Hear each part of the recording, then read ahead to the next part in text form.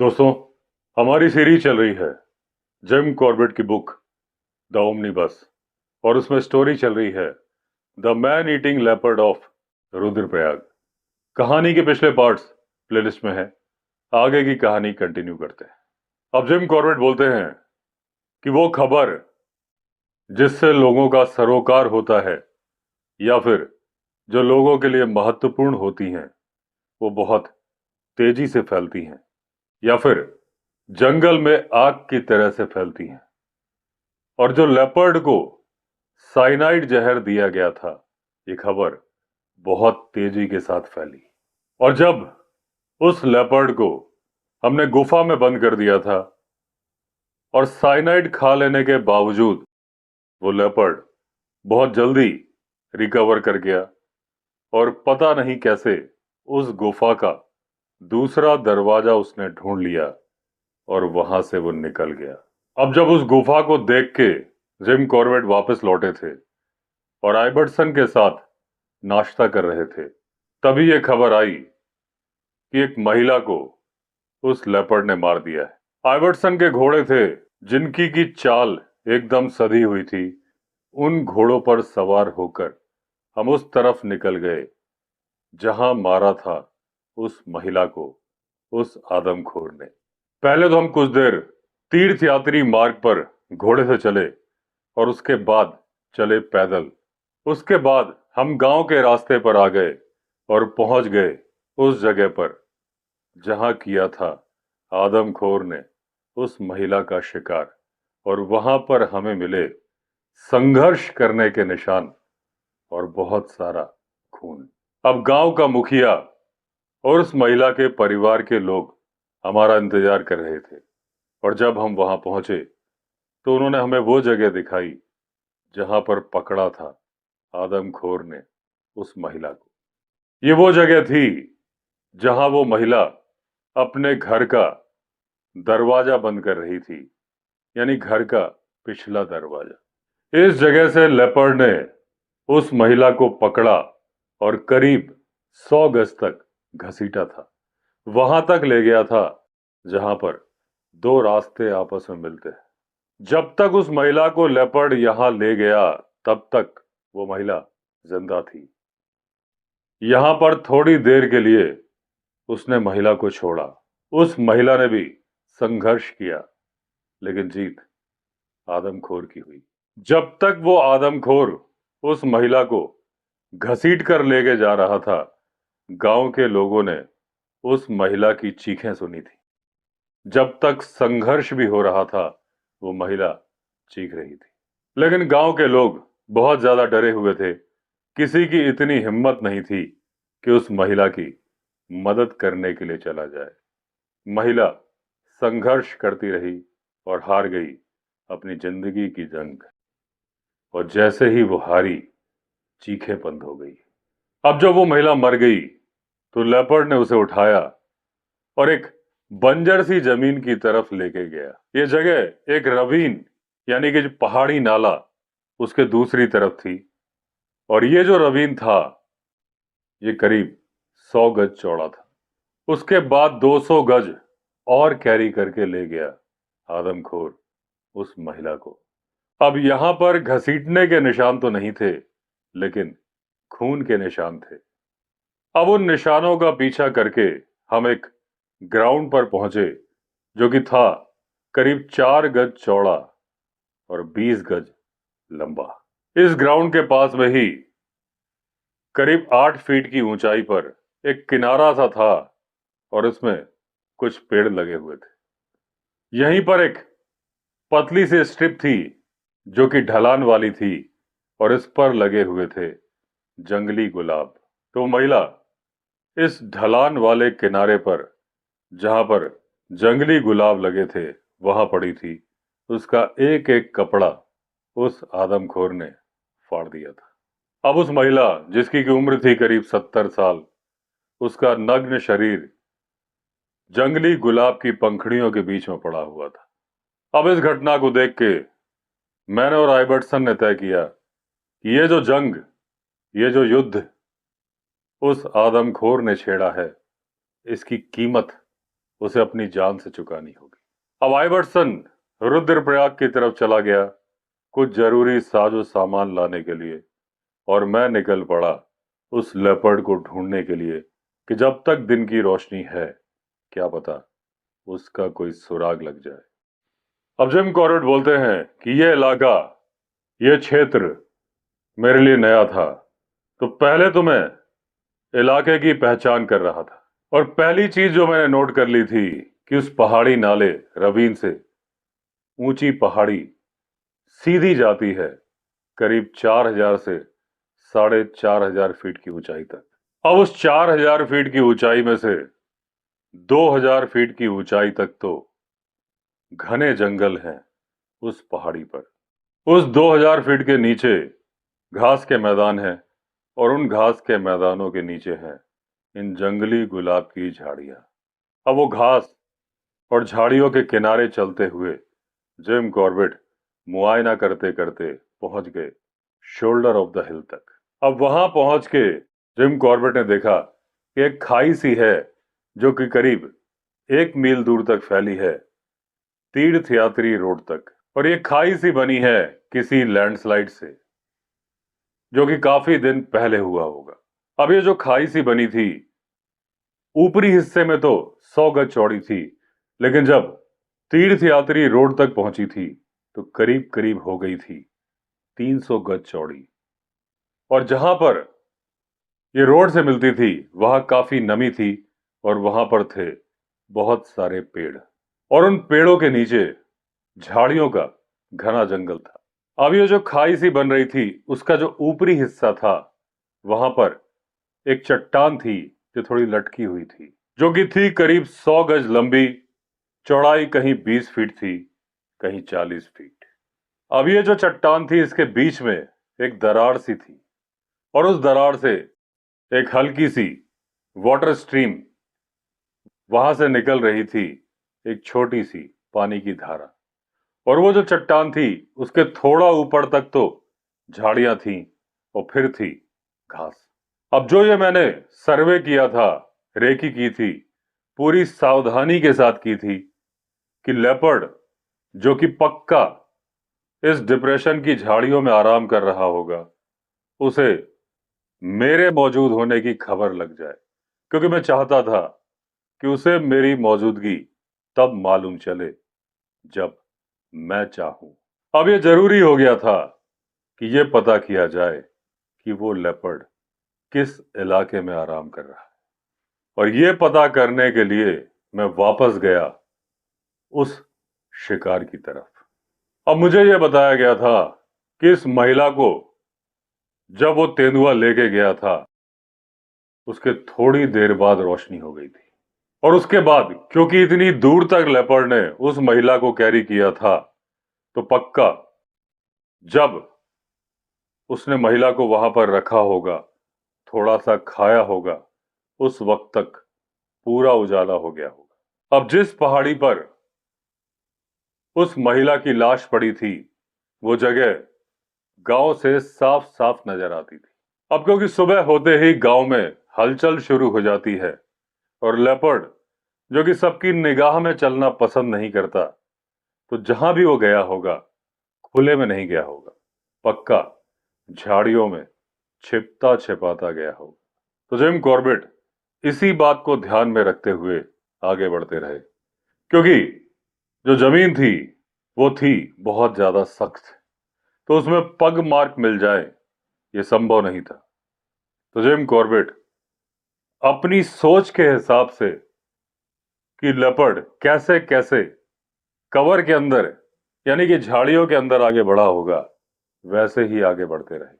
जब करीब आधा मील की दूरी तय कर ली थी जिम कॉर्बेट ने, जब वो उस खाई या ढलान या फिर लैंडस्लाइड की तरफ पहुंच रहे थे, तो वो गांव की नजरों से ओझल हो चुके थे, यानी कि गांव उन्हें नजर नहीं आ रहा था। और ये जान के जिम कॉर्बेट को खुशी हो रही थी कि उनका अंदाजा सही था, और उन्हें पूरी उम्मीद थी कि जिस रास्ते पर वो चल रहे हैं, foot by foot, inch by inch, वो वही रास्ता है जिस पर गया था वो आदमखोर। क्योंकि झाड़ियों में कुछ ऐसी जगह थी जहां पर थी थोड़ी धूल, और वहां पर जहां लेपर्ड ने आराम किया था वो निशान मिल गए थे जिम कॉर्बेट को। और वहां पर उसके पग मार्क भी मिले, और कॉर्बेट ने देखा कि जहां पर वो चट्टान थी उसके करीब 50 फीट की दूरी पर वो लेपर्ड उस लैंडस्लाइड के इलाके में घुस गया था।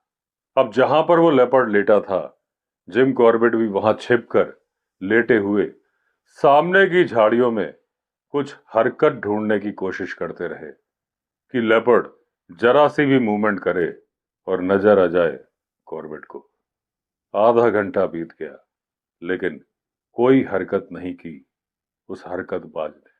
लेकिन अब कुछ और मिनट बीते और सामने की झाड़ियों में कॉर्बेट को थोड़ी हरकत सी दिखाई दी, और वो हरकत की थी सिमिटर बैबलर्स ने, जो कि झाड़ियों से निकल के आए थे।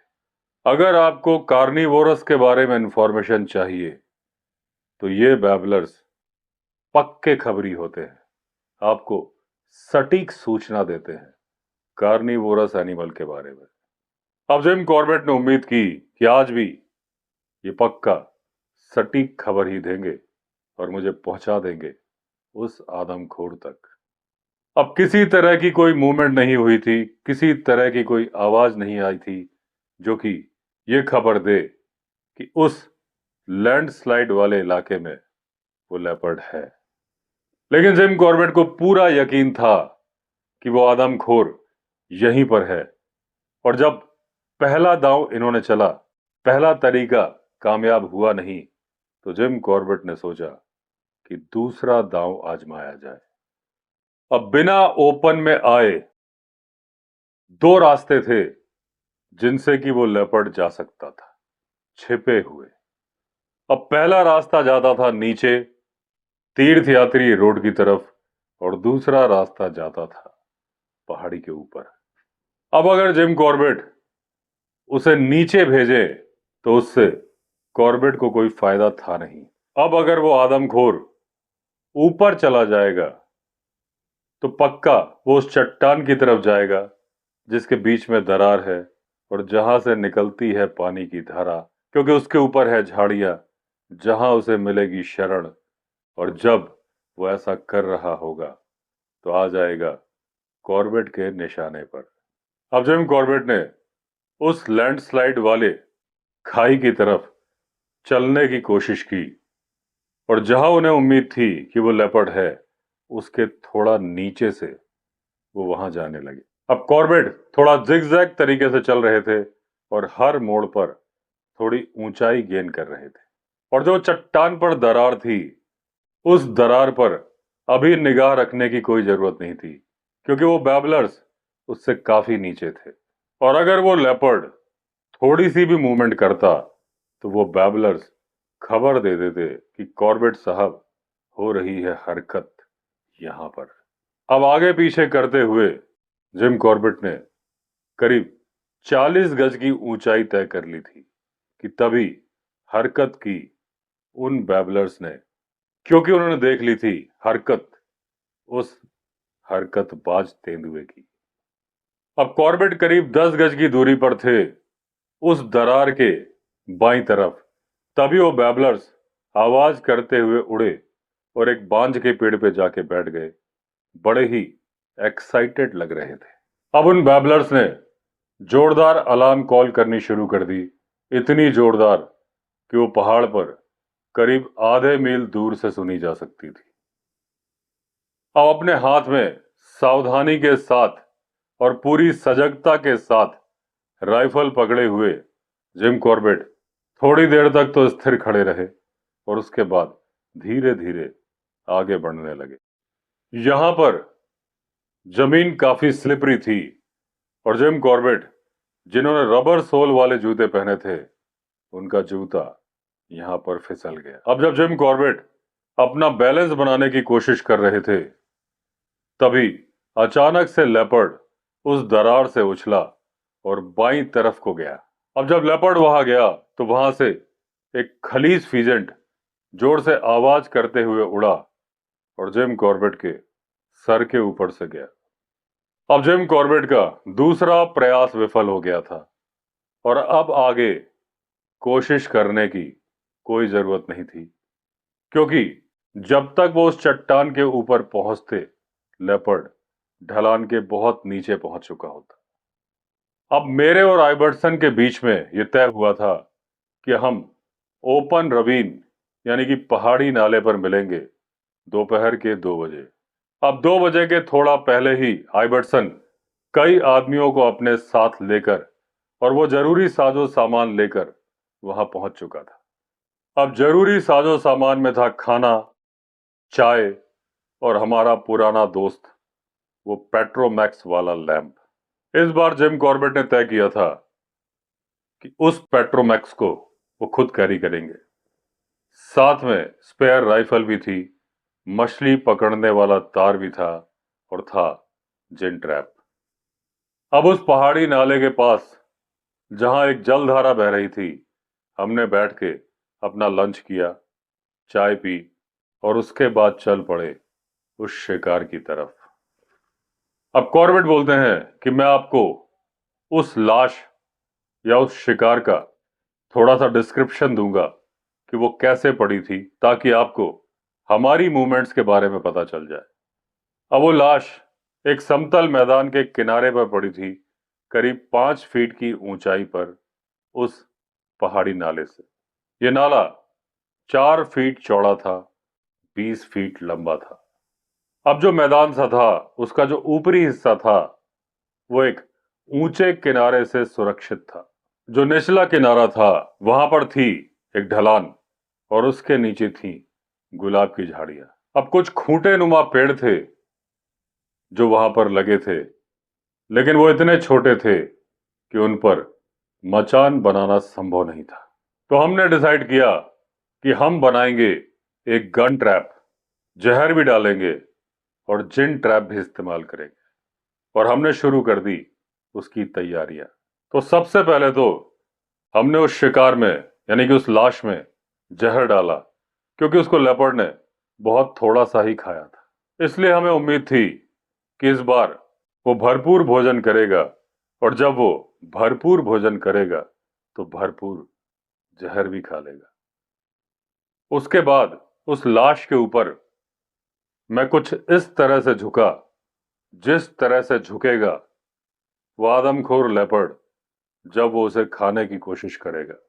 आइवर्सन ने उस जगह का निशाना लिया और अपनी .256 राइफल, जो कि थी मैलनीचर और जिसमें था हेयर ट्रिगर, और जिम कॉर्बेट की .450 हाई वेलोसिटी राइफल, उनको दो टहनियों में या दो छोटे तनों के बीच में सेट कर दिया, जो कि करीब 15 गज की दूरी पर थीं, जहां से उस आदमखोर के आने की उम्मीद थी।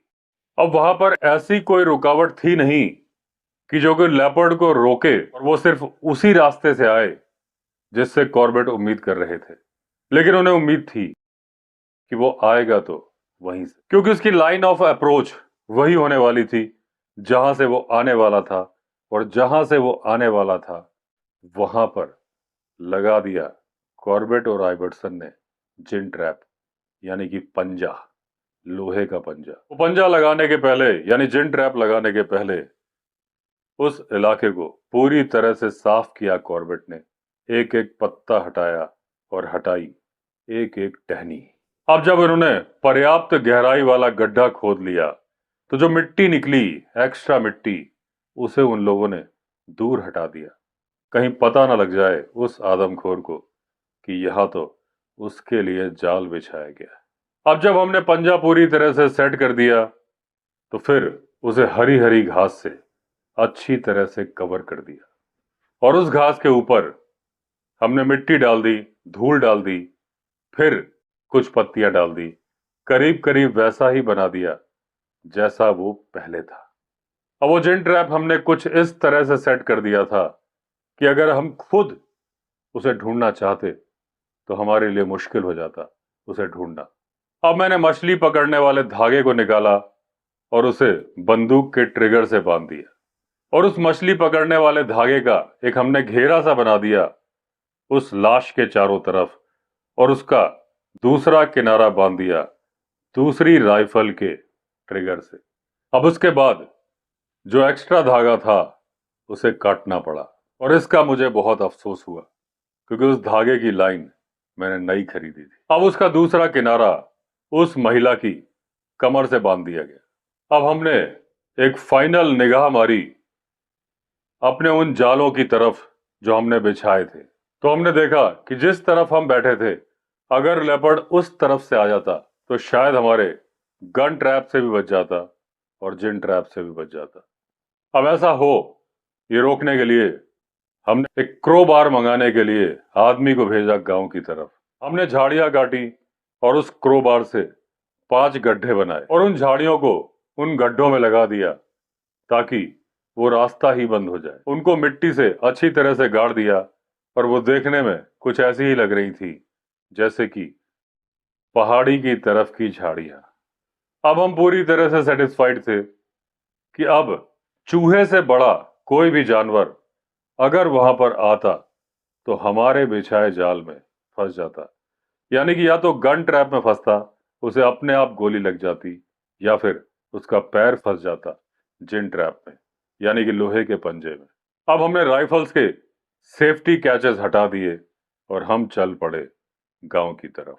अब गांव से करीब 50 गज की दूरी पर वो जगह जहां पर हमें जब हम आए थे तो खून का पूल मिला था, यानी कि लेपर्ड ने उस महिला को मारा था, जहां पर वहां पर एक बड़ा सा आम का पेड़ था जो काफी फैला हुआ था। अब इस पेड़ पर हमने गांव से लकड़ी के लट्ठे मंगाकर एक मचान बनाया। फिर हमने इसमें बहुत सारा भूसा बिछवा दिया, क्योंकि हमारा इरादा था कि हम इसमें रात गुजारेंगे, सुबह हमें लेपर्ड मिल जाएगा, या तो हमारे जिन ट्रैप में फंसा हुआ या फिर गन ट्रैप से मरा हुआ। अब हम उस मचान पर चढ़ के बैठ गए। शाम ढलने पर ये मचान इतना लंबा था कि हम दोनों लेट भी सकते थे और दोनों के दोनों साथ में लेट सकते थे। अब जहां पर ये मचान था और जहां पर वो शिकार था, दोनों के बीच की दूरी थी करीब 200 गज, और जहां पर वो शिकार था वो पेड़ से करीब 100 फीट की ऊंचाई पर था। अब आइवर्सन को लगा कि जो उसकी टेलीस्कोपिक राइफल है उससे वो उतना बढ़िया तरीके से देख नहीं पाएगा, तो वो बहुत ही पावरफुल फील्ड ग्लासेस जो कि अपने साथ लेके आया था उसे उसने अपने केस से बाहर निकाल लिया और मैंने अपनी .275 राइफल लोड कर ली। हमारा प्लान था कि आइवर्सन उस रास्ते पर निगाह रखेगा जहां से लेपर्ड के आने की उम्मीद है, और मैं रखूंगा निगाह पूरी पहाड़ी पर। कहीं पर भी लेपर्ड हो सकता है और मैं रिस्क लूंगा कहीं पर भी गोली चलाने का।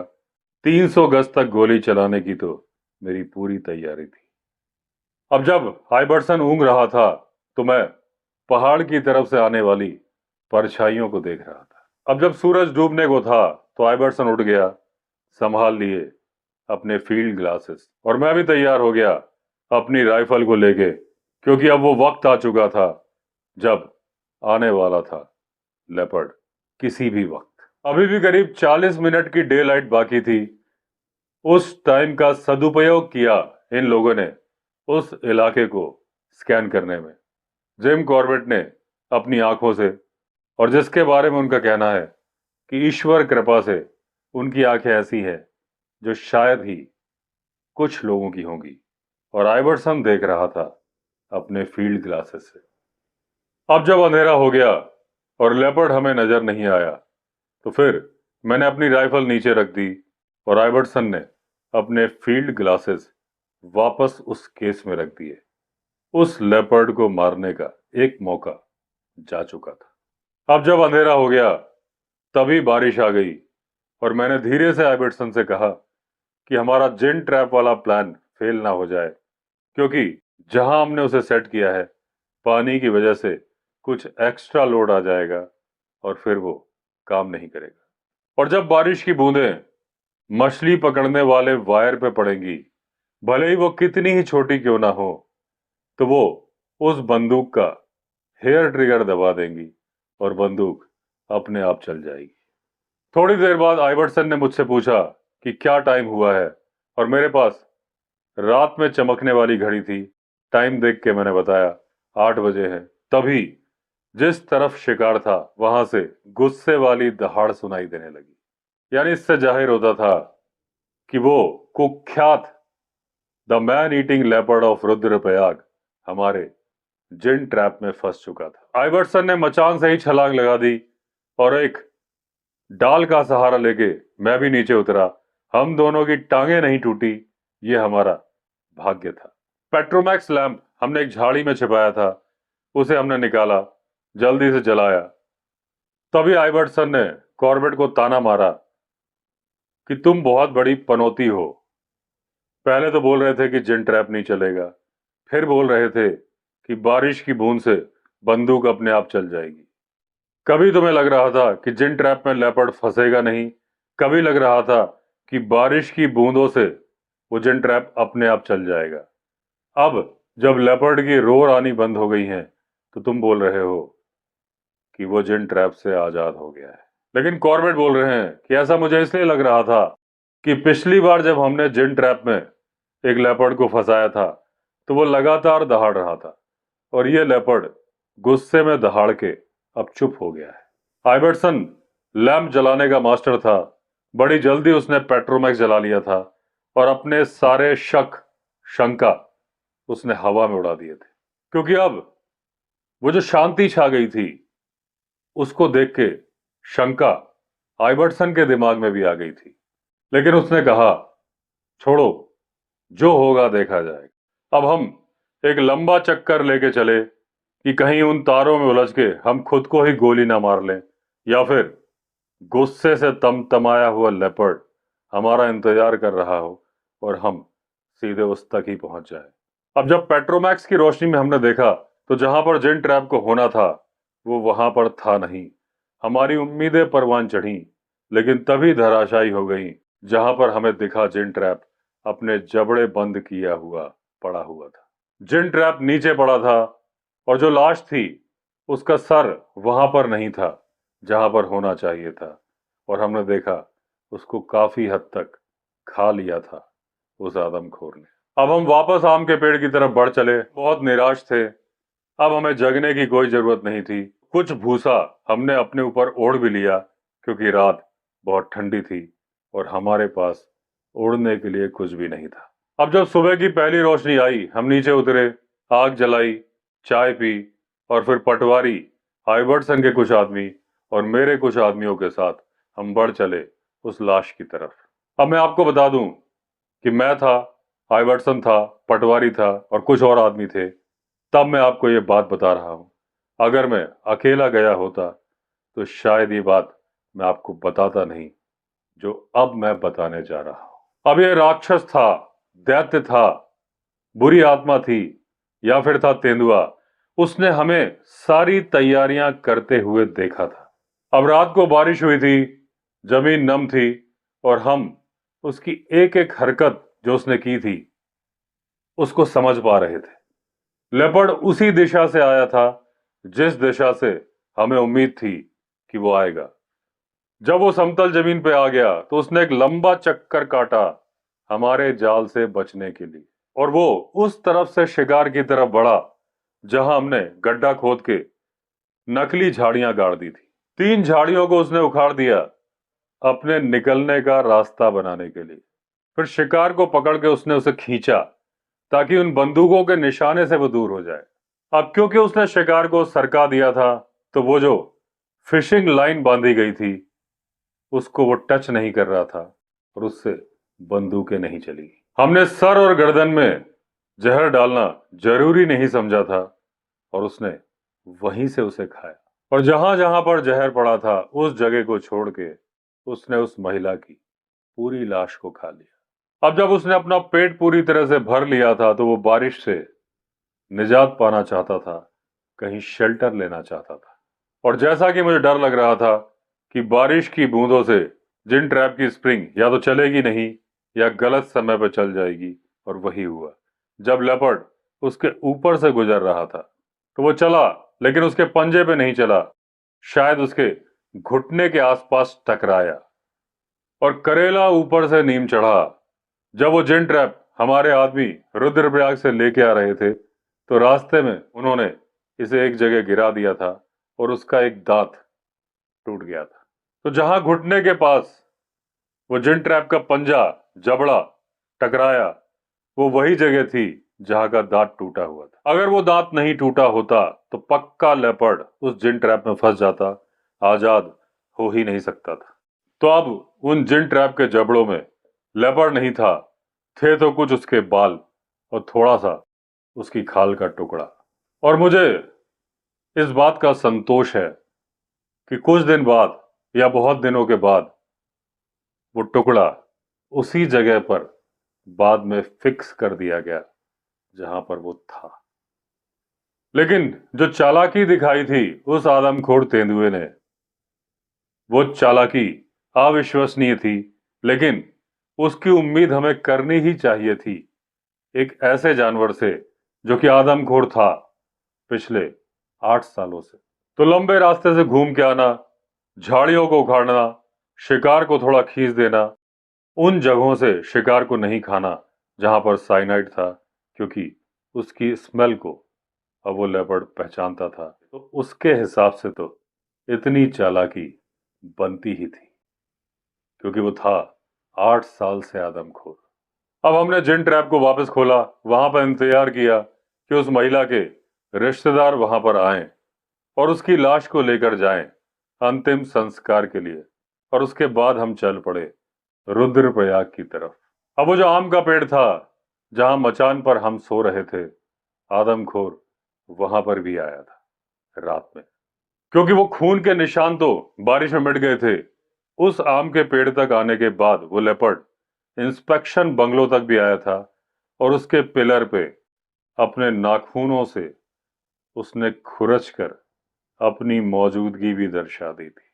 और उसके बाद वो तीर्थयात्री रोड की तरफ वहां चला गया था जहां एक बार एक बकरी वाले से मैंने बकरी ली थी, जिस बकरी को लेपर्ड ने मार दिया था। अब मैं आपको कहना नहीं चाहता कि आप में से जो लोग स्पोर्टिंग राइफल लेके विश्व के किसी भी कोने में जाते हो, ये इतना ज्यादा धोखा देती हैं कि मैं आपको क्या बताऊं। मैं बहुत ज्यादा हतोत्साहित हो गया था, लेकिन अंदर ही अंदर मेरे अंदर एक उम्मीद थी कि जिस दिन इस बंदूक का इस्तेमाल करके मैं उस लेपर्ड को मारूंगा, क्योंकि यही असली तरीका है, जिन ट्रैप और साइनाइड का इस्तेमाल करके मैं थक चुका हूं, तभी मेरा भरोसा कायम होगा इन राइफल्स पर।